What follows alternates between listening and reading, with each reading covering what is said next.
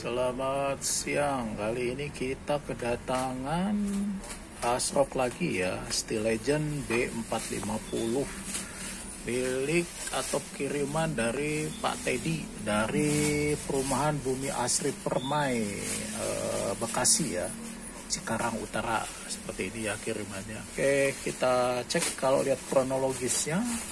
Menurut beliau ini awalnya normal ya, ketika diganti pasta jadi no display. Oke, seperti itu ya. Kalau penyakit Asrock Steel Legend ada tiba-tiba tidak tampil di layar atau no display, kita akan cek ya masalahnya apa. Kita skip dulu ya videonya karena kita siap-siap akan memasang prosesor dan mendiagnosa kerusakannya itu. Terima kasih.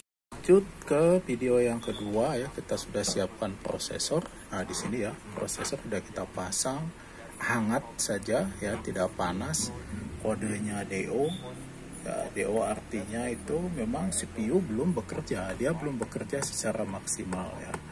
Kemudian arusnya juga cuma 0,13, padahal kalau mau tampil dia sekitar di atas 0,4 ya, 0,5 ya untuk jenis seperti ini ya. Lalu apa penyebabnya dari permasalahan ini ya, kita diagnosa dari tegangan. Ini kalau lihat arus sudah segini, tandanya tegangan RAM sudah hadir. Kemudian PPM hadir, PDDP sudah hadir ya. Kita perlu cek adalah APU PDDP RAN atau VCore-nya. Kemudian yang kedua NB Core ya, itu ya kalau kita cek. Yang ketiga adalah sinyal reset atau PLT reset. Kita langsung saja ke APU PDDP VCore lah ya, kalau orang awam bilang itu VCore. Anda lihat VCore-nya cuma 0,9, padahal normalnya itu sampai 1,3 1,4 volt ya. Kemudian NB Core-nya 0,9 itu sudah normal ya, sekitar antara 0,9 sampai dengan 1,1 volt. Yang terakhir kita ukur reset. Sini reset ya. Nah, resetnya masih 0 ya. Harusnya kan dia 3,3. Oke. Dari hasil analisa tadi ya, saya bisa menyimpulkan bahwa ada terjadi kekurangan tegangan ya, jelas kekurangan tegangan VCore itu yang menyebabkan dia tidak tampil. Nah, masalahnya apa? Yaitu perlu kita bongkar dulu ya, heatsink ini. Kita akan cek step by step, satu persatu permasalahannya. Ya ini nggak mudah untuk mencari sebuah kerusakan seperti ini ya, bukan apanya yang diganti, apanya yang harus dilepas atau tindakannya apa, itu kita berdasarkan dari hasil analisa secara pengukuran ya, bukan secara billing atau biasanya dan biasanya, bukan seperti itu ya. Kita lanjut pada video yang selanjutnya atau yang ketiga mungkin atau yang keempat ya. Semoga ini ada solusi yang tepat ya untuk mengatasi masalah seperti ini.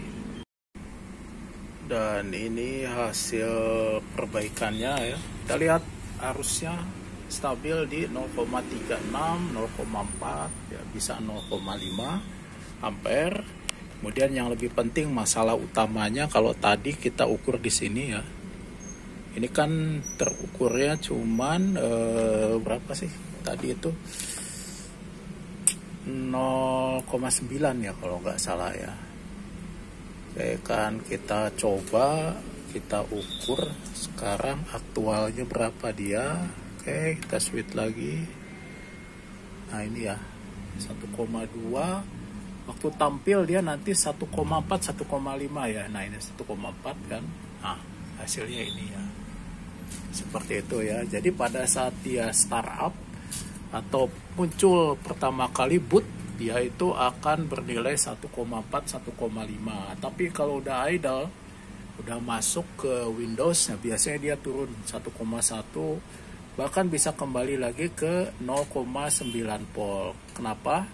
Ya secara teknis request dari tegangannya prosesor itu diatur oleh sinyal yang namanya SPID ID clock dan SPID data. Jadi prosesor itu nantinya meminta kepada power regulator atau PRM regulator tegangan berapa yang dia butuhkan untuk mensuplai prosesor. Jadi dia nggak sifatnya itu tidak